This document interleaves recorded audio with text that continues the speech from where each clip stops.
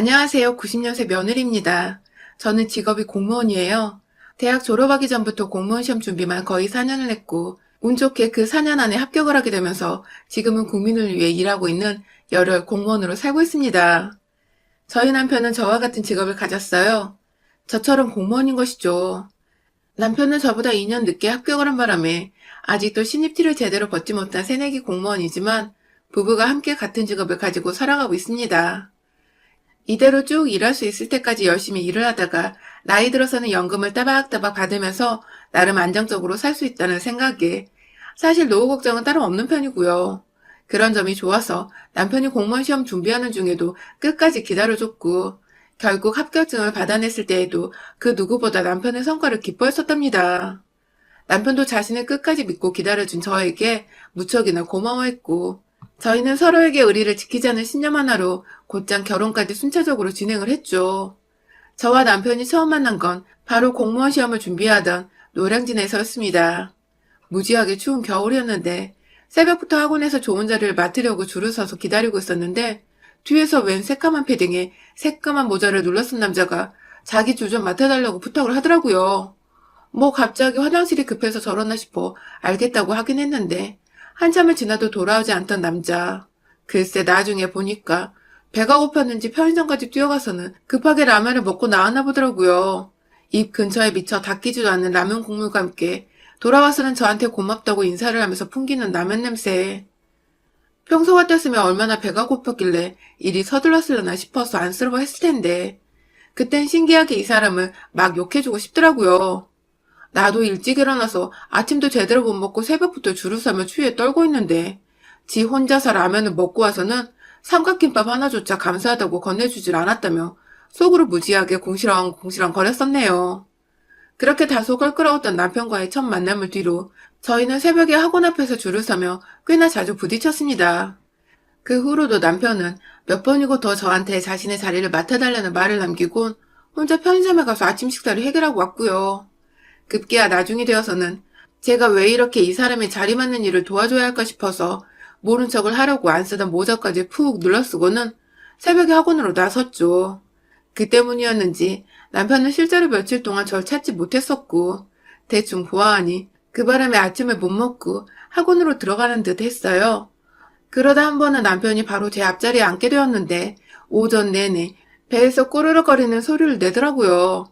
뒤에서까지 그 소리가 들리는 바람에 제 주변 학생들도 모두 남편의 뱃소리가 거슬렸는지 한두 명 정도 헛기침 소리를 내었고 급기야 선생님께서도 수업을 하다 말고 그 소리를 들으시곤 아침을 먹고 다니라고 그러다 쓰러진다며 애들로 안쓰러운 마음을 표현하셨죠.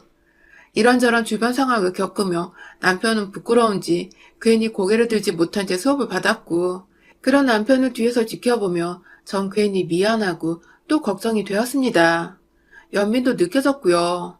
그렇게 전 다음날 다시 남편에게 얼굴을 보이며 남편이 아침을 먹고 올 수 있도록 배려를 해주었고 남편은 다시 나타난 제가 반가웠던지 처음으로 편의점 맥반석 달걀 하나를 사주더군요.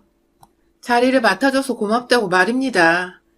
그게 저희가 처음 서로에게 호감을 느낀 날이었고 그 후보다 가까워진 저희는 수험생이었음에도 불구하고 간도 크게 연애란 걸 해보게 되었답니다. 여러 번 각자 공부를 하며 스트레스가 많았어서 연애의 고비도 찾아왔었어요. 평범한 커플들처럼 저희도 연락을 왜 안 하냐 사소한 문제부터 시작해서 매일같이 같은 장소에 부딪히는 따분한 연애에 지루함을 느껴 서로에게 피곤해하기도 했죠. 그간 쌓였던 공부 스트레스를 서로에게 소리 지르며 미친 듯이 풀었던 적도 있었고 그러다가 두어 번 헤어졌던 적도 있었습니다.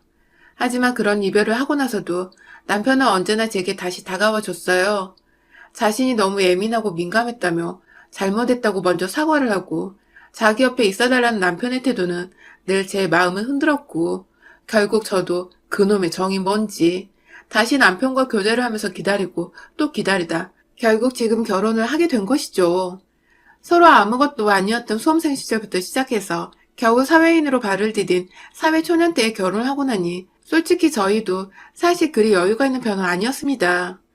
제가 아무리 먼저 공무원 생활을 시작했다고는 한들 공무원 월급이 쥐뿔만 하니 그리 큰 돈을 모아놓은 여유가 되지 않았었고 남편은 더더욱이었죠. 게다가 저희 둘 다 아직 학자금 대출을 미처 갚지도 못한 상황이었기 때문에 월급이 돌아와도 오히려 늘 마이너스였습니다. 때문에 결혼을 할 때에는 누가 누구에게 더 기대고 할 것 없이 딱 반반으로 준비를 했고요.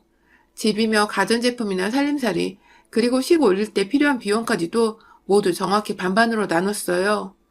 예물에다는 사치인 것 같아서 진작부터 생략하기로 둘이서 결정을 했고 부모님께 거의 도움을 받지 않기로 하고 시작한 결혼 준비였다 보니 대부분의 것들을 최소한으로 저렴하게 준비를 했습니다. 그런데 지금도 그때 생각을 하면 욕이 나오는데요. 결혼 준비를 하는 모양새가 저희 시어머니께는 무지하게 엉망으로 보였었던 것 같아요. 하나부터 열까지 모든 게 마음에 들지 않는다고 태클을 거시더라고요. 사실 남편과 연애를 할 때에는 서로가 시험 준비를 했었다 보니 주변 가족들을 만나고 인사드리는 여유를 제대로 갖출 수가 없었습니다. 그래서 연애하는 동안은 제가 시어머님을 단 한 번도 뵌 적이 없었어요. 제가 먼저 합격을 하고 남편이 수험생활을 하던 때에 제가 물질적으로도 남편에게 조금씩 도움을 주었는데 그에 대해 알고 있으면서도 어머님은 제게 고맙다는 인사를 한 번 하질 않으셨어요. 거기까지는 다 이해를 합니다. 저도 누군가에게 인사를 받고자 한 선행이 아니었고 단지 제가 사랑하는 남자가 시험에 합격하기만을 바랬었던 마음이었으니까 시어머니의 인정이나 인사는 전혀 필요가 없었어요. 그런데 남편이 시험에 합격을 하고 난 그 다음날 생전 처음으로 시어머니께서 제게 전화를 하셨어요. 모르는 번호로 전화가 와서 누구냐고 받았더니 네가 걔냐면서 지금 당장 만나고 싶다고 절 집으로까지 부르더라고요. 그때 전 남편의 집도 처음 가본 곳이었어요. 저를 불러내고는 정말 희한한 말씀을 하셨던 시어머니. 글쎄 저보고 앞으로 남편한테는 좋은 선자리가 계속 들어올 테니 앞길 막지 말고 헤어지라고 하시더라고요. 그동안은 아들이 시험 준비를 하니까 충격을 받을까봐 상황 정리를 안 했던 건데 이젠 눈치껏 알아서 빠지라고. 그 소리를 눈 하나 깜빡 안고 하시는데 진짜 기가 막히고 황당해서 말이 안 나왔어요. 제가 이런 말까지 안 드리려 했는데 전 7급이고 남편은 9급에 합격한 거거든요. 그런데 7급 합격한 예비며느리가 될지도 모르는 사람을 앞에 두고서 자기 아들이 9급에 합격했으니 더 좋은 선자리가 들어올 거라고 헤어지라 마라 하시는 시어머니 꼴이 정말 너무 웃긴데 황당하기도 하고 뭐 이런 무식한 세상을 좀 모르는 아줌마가 다 있나 싶어서 어처구니가 없더라고요. 그날 시어머니와는 왠지 말이 안 통할 것 같아서 따로 데리고 먹고 그냥 말을 무시하고 집을 나왔습니다. 그날 밤새 내가 꿈꾸었던 공무원 부부는 이대로 끝내야 하는 걸까 싶어서 한참을 고민했고요. 천만다행히게도 남편이 중간에서 상황 정리를 잘 해주는 바람에 이런 남자면 믿고 결혼해도 되겠다 싶어서 그때부터 결혼 준비를 하게 되었죠. 남편이 그날 저에게서 자기 엄마가 하신 말씀을 전해 듣고는 집에서 아주 난리를 쳤다고 하더라고요. 세상에 7급 합격한 여자한테 9급 아들 자랑한다고 그런 뻘소리를 하면 어떡하냐고. 7급이랑 9급이랑 뭐가 더 높은 건 줄 알기나 하냐며 시어머니의 무시감을 목에 쉬어라 소리를 지르며 따져댔고 그 바람에 시어머니는 뒤늦게야 제가 더 높은 직급이라는 걸 알고는 깨갱 하시면서 저희 두 사람의 결혼을 받아들이기로 하셨습니다. 하지만 뭔가 찝찝했었는데 제 기분이 결혼 준비를 하며 현실이 되었죠. 어머님은 본인도 여유가 없어서 돈 한 푼 보태주지도 않았으면서 제 결혼에 모든 게 다 불만이더군요. 처음에는 저렴한 애식장을 잡아서 자기 손님들을 창피해 어찌 초대하냐면서 기껏 힘들게 예약해놓은 식장을 가지고 불만을 토로하셨고 저희가 함께 구하려던 전셋집의 신혼집까지도 동네가 너무 후진 게 아니냐며 마음 상할 말들을 쉽게도 내뱉어 내셨어요. 저희는 저희의 예산에 맞게 수준에 맞는 집을 구한 것뿐이었는데도 말이죠. 그뿐만이 아니었어요. 예단 애물을 삭제한 것 가지고 어른들과 상의도 없이 그런 걸 마음대로 정하면 어떡하냐고. 일하는 와중에 전화를 하셔서는 한참 제게 욕을 퍼부으셨어요. 자기 아들도 똑같이 공무원이고 저와 같은 시간에 일을 하고 있는 걸 다 아시면서도 아들한테 말을 하라고 하니 아들은 일하느라 바빠서 전화하면 안 된다고 하셔놓고 며느리 될 저한테는 뭐가 그리 쉽고 만만하셨는지 오랫동안 수화기를 붙잡고 제게 따져댔어요. 그러고 난 후 전 도저히 남편한테 말을 전할 기운조차 남아있질 않아서 그날 퇴근을 하고 나서 남편과 함께 드레스를 보러 가기로 한 약속도 펑크를 냈고 뒤늦게야 저한테 무슨 일이 있었는지를 눈치챈 남편이 또다시 집에서 난리를 피우며 시어머니께 대든 바람에 시어머니는 또다시 일시적으로 깨갱하시며 결혼하는 순간까지 일물 에덴에 대해서는 일절 한마디도 하지 않으셨습니다. 뭔가 남편이 중간에서 상황 정리를 잘 해줘서 해결이 매번 되기는 했지만 극단적으로 어머님의 입을 잠깐 막아뒀다가 다시 언제든 열릴 수 있다는 위험과 걱정을 늘 감수해야만 했죠. 결혼을 하고 나서도 어머님은 늘 한결같았어요. 또다시 제가 남편에게 일러바쳐서 아들한테 해코지를 된통 당할까봐 저한테 대놓고 뭐라고 잔소리를 하거나 괴롭히는 말을 꺼내진 않으셨지만 늘 제 기분을 살살 긁으면서 절 자극하고 제 자존심을 망가뜨리려 하셨어요. 비록 급수는 제가 더 높지만 자기 아들의 인물이 더 반반하고 자기 아들의 인품이 더 좋아서 언제든지 이 아이는 좋은 사람을 만날 수 있었다면서 절 며느리로 삼은 것이 후회가 된다는 소리를 꼭 주변에 자기 친구분들께 늘어놓더라고요. 친구분들뿐만 아니라 시댁 친인척이 모여있을 때에도 꼭 그런 소리를 남편이 없을 때 꺼내곤 했어요. 그러면 전 거기다 무슨 반박을 해야 할지 모르겠어서 늘 듣고만 있었고 친척들은 제 눈치를 살살 보며 저만큼이나 분위기를 민망해했고 뒤늦게 온 남편은 그 소리를 듣지 못했으니 딱히 화낼 것도 없었고요. 그러다 결국 어머님은 그 소원을 이뤄내셨습니다. 얼마 전에 있었던 일인데요. 어머님께서 김장을 해야 한다며 저를 한 달 전부터 그렇게 오라오라 하셨어요.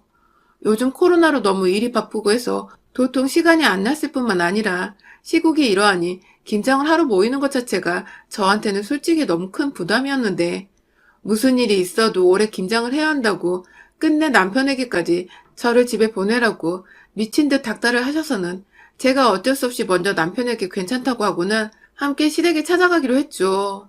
시어머니는 재료 준비를 하나도 하지 않으셨고 저한테 미리 장을 보라고까지 주문을 하시는 바람에 제가 전날부터 퇴근을 하자마자 작정하고 김장 재료들을 준비해서는 다음날 차를 끌고 시댁에 갔어요.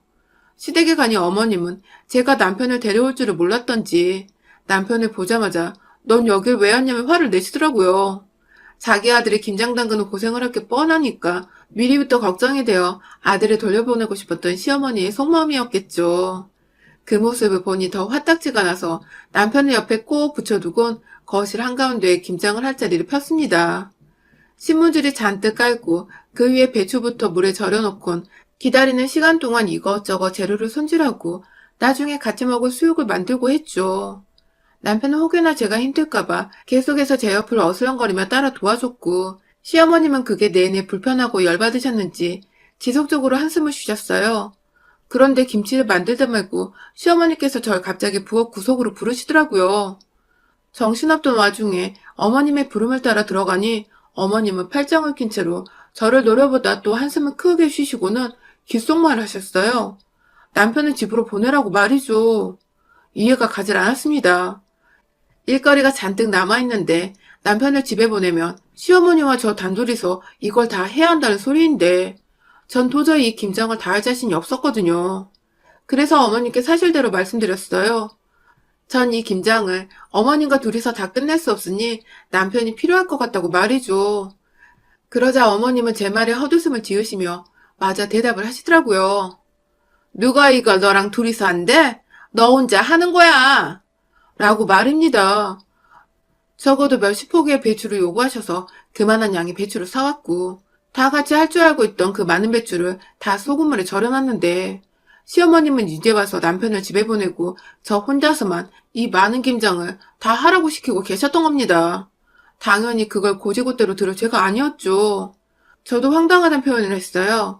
요즘 그렇게 김장을 혼자 하며 고생하고 사는 며느리가 어딨냐며 제가 화가 난 바람에 목소리가 자연스럽게 높아져 버렸는데요. 그 바람에 거실에 있던 남편이 듣고 부엌으로 달려왔어요. 그리 넓은 집도 아닌데 켜놓은 TV 소리 때문에 뒤늦게야 높아진 제 목소리로 남편의 눈치를 챈 것이었죠. 남편이 무슨 일이냐고 물어보는데 시어머니는 다른 말을 하더라고요. 갑자기 제 욕을 말입니다. 시어머니 말이 고분고분 듣는 꼴을 못 봤다고. 이런 애를 며느리 삼자고 내가 널 지금까지 잘 키워온 게 아닌데 라며 말끝을 흐리시더니 이내 저와 남편을 번갈아 쳐다보며 말씀하셨어요. 내 아들이 니년을 만난 후로 계속 이렇게 하얀 곡선을 찍고 있어. 라고 말입니다. 정말 결혼 후에 처음 듣는 소리였습니다. 남편이 일을 하면 더 했지 일감이 줄어든 것도 아니고 회사에서 징계를 먹거나 누구한테 찍힌 것도 아니었거든요. 오히려 구급 공무원답게 주어진 일 잘하면서 본인 그릇에 맞게 만족하며 살고 있는 사람인데 시어머니는 갑자기 이 모든 게 하얀 곡선을 타고 있는 중이라 하시면서 그걸 다 결혼한 제 탓을 하더라고요. 화가 나 저도 참지를 못하고 시어머니께 무슨 말씀을 그렇게 하시냐고 눈을 부릅떴습니다. 그러자 다시 시어머니는 하고 저를 깔보시고는 말씀하셨어요. 자기 아들은 9급이 아니라 7급이 되고도 남을 인물이었는데 옆에 있는 여자가 기가 너무 센 바람에 9급이 된 거라고. 잘나게 될 아들의 팔자를 꼬아버린 게 저니까 앞으로 시댁에서라도 어른 말씀에 복종을 하면서 며느리 노릇이라도 잘하라고 말입니다. 그러니까 어머님의 논리대로라면 잘난 어머님 아들의 앞날을 계속해서 방해하고 있는 것이 바로 저였다는 것이었습니다. 저 때문에 잘날 뻔한 아들이 7급을 못했고 저 때문에 잘날 뻔한 아들이 겨우 저 같은 여자와 결혼을 했다. 뭐 이런 논리였던 것 같아요. 그 소리를 듣고도 가만히 있으면 그건 정말 호구 인증인 거죠. 순간 열이 뻗쳐버려서 어머님이 잘났다고 노래를 부르고 감싸는 죄 없는 저희 남편의 머리카락을 확 쥐어잡았습니다. 남편의 등짝을 미친 듯이 후려치다가 덩달아 놀라서 자기야 왜 그래? 하면서 절 바라보던 남편의 얼굴에 주먹을 가격했어요. 남편의 얼굴에서는 쌍코피가 줄줄 흘러내리기 시작했습니다. 옆에서 어머님은 자기 귀한 아들이 그 잘났다는 아들이 겨우 며느리인 저한테 뒤지게 얻어맞곤 코피까지 흘리니 난리가 나셨죠. 비명을 지르는 건 당연했고 오두방정 두 다리를 벌벌 떨며 자기 아들 괜찮은지 살펴본다고 이리 보고 저리 보고 아주 난리를 피우는데 진짜 꼴값이더라고요. 자기 아들 귀한 줄 알면서 남의 집 딸내미 며느리는 귀한 줄을 몰랐던 건지. 저는 남편 옆에 꼭 붙어서 저를 노려보기 시작한 어머니께 말씀을 드렸어요. 그렇게 귀하고 잘난 아들이 겨우 며느리 손에 쌍코피가 나냐며 7급이 돼서 9급인 남편이랑 살아주는 것도 가끔 아쉬운데 나약하고 힘까지 없으니 오만정이 다 떨어진다며 남편과는 그냥 이혼해버리겠다는 말을 하고는 그 집을 뛰쳐나왔죠. 졸지에 자신이 맞을 뻔했는데 아들이 대신 맞은 걸 파악한 시어머니는 진짜 이혼하는 거냐며 뒤늦게야 아들 이혼만 만들기 싫다고 맨발로 집을 뛰쳐나와 절 붙잡고 매달렸고 옆에서 엄마 따라 나온 죄 없는 우리 신랑은 진짜 이대로 헤어지는 거냐며 자기가 무조건 엄마를 대신해 사과하겠다며 잘못한 것도 없애면서 자기가 무릎을 꿇고는 저 없이는 절대 못 산다고 막 울더라고요. 그 바람에 시어머니는 자신의 자랑이었던 아들이 여자 앞에서 무릎까지 꿇고 있으니 자존심이 퍽 상하셨는지 말씀이 없으시고 결국 자기 아들한테서 엄마 얼굴 다시 안 볼지도 모른다는 모진 말을 듣고선 제게 진심으로 사과를 하셨어요. 다시는 말 험하게 하지 않겠다고 말이죠. 자기 엄마를 대신해 죽방을 맞아 쌍코피까지 흘린 남편은 저의 의도를 이미 다 파악했었던 건지 집에 와서는 긴장이 풀렸다며 소파 위에 들어 눕더라고요. 조금 아팠지만 왠지 내가 맞을 값을 오늘 톡톡히 치른 것 같다며 미안하다며 절 꼭 안아주는데 남편한테 미안하기도 하고 고마워서 눈물이 흘러나왔네요. 그 후 시어머니는 정말로 저한테 소식도 없고 소식이 완전 깜깜 무소식입니다. 아무래도 더 까불었다가 저한테 이번에 직접 죽방을 맞을 수도 있다고 생각을 한 건지 겁이나 연락을 피하는 것 같기도 해요. 덕분에 전 제 자존감 뭉개고 무시하는 사람이 없어서 요즘 참 마음이 편안하고요. 그날 일은 두고두고 잘한 것 같아 아직도 제 주먹을 보면 마음감이 교차합니다. 다만 시엄마 대신 죽방 맞은 우리 남편. 오늘 이 자리를 빌어서 다시 한번 미안하고 고맙다고 말하고 싶어요. 여러분의 생각은 댓글로 남겨주세요. 오늘도 시청해주셔서 정말 감사합니다.